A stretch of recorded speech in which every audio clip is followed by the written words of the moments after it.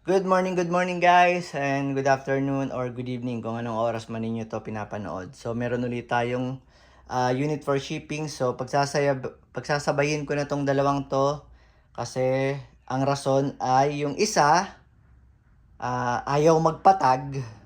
So pwede ko naman siguro banggitin tong pangalan ng isa.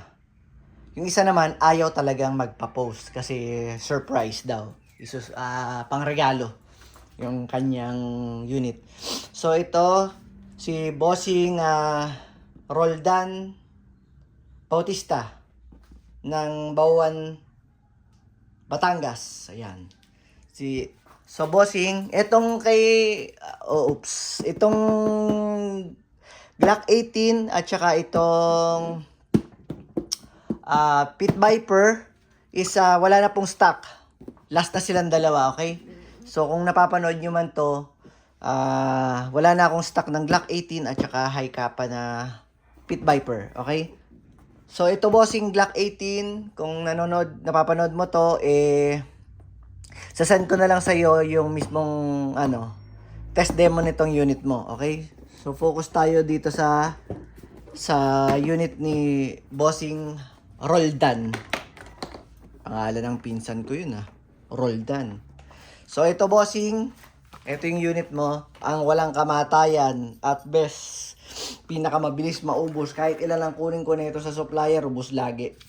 So ito yung unit mo Bossing, ayan, double bell na Pit Viper, John Wick 4. So pagka double bell, meron po siyang hard case. So sa loob ng kahon may kasama siyang Continental coin, Continental card, extra nozzle, dito yan sa loob nito kung sakasakaling masira yung nozzle nyo, at saka cleaning rod. So lalagyan nyo siya ng tissue dito, ayan, panglinis ng barrel.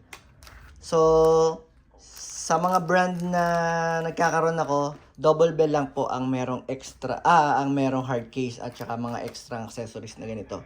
So Bossing, ito yung unit mo, naka fiber optic sight, ayan, basa pa, nilob ko kasi to kanina fiber optic sight, front and rear. Tapos full metal yung unit, metal yung slide, metal yung lower frame, metal to, metal yung metal ba to? O parang metal naman tong trigger guard.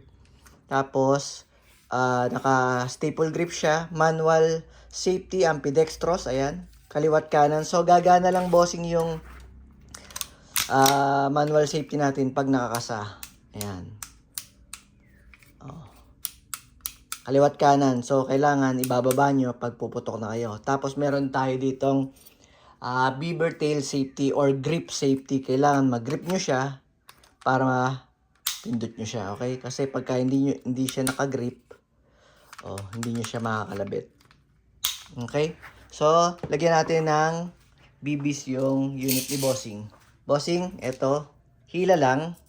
Huwag bibitawan, mababasag po to. Pag nabasag to, gagastos kayo.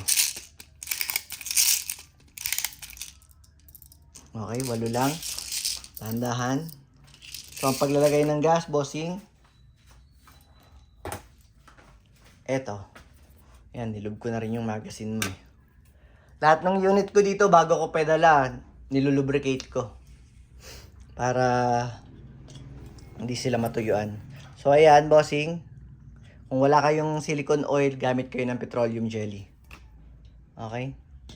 Tapos, ito, ganito. Firmang hawak, upside down, sa baba ang magazine, sa taas ang gas. Dito ang hawak ng gas para hindi umuga. Para hindi masira yung inlet valve natin. So, pag nakapa nyo na, pisil lang. Ibababa nyo lang yung gas. Tapos, pang 6 seconds, kaya niya nang umubos ng 2 full na magazine. 2 puno sa 6 seconds. Okay? Adjust natin. Yep!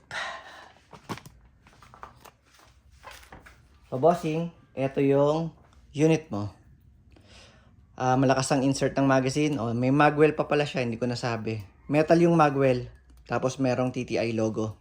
TTI markings, Pit Viper markings, 2011 markings, ayan. So, pasok natin. Malakas ang insert. Kasa, bitaw. Firing.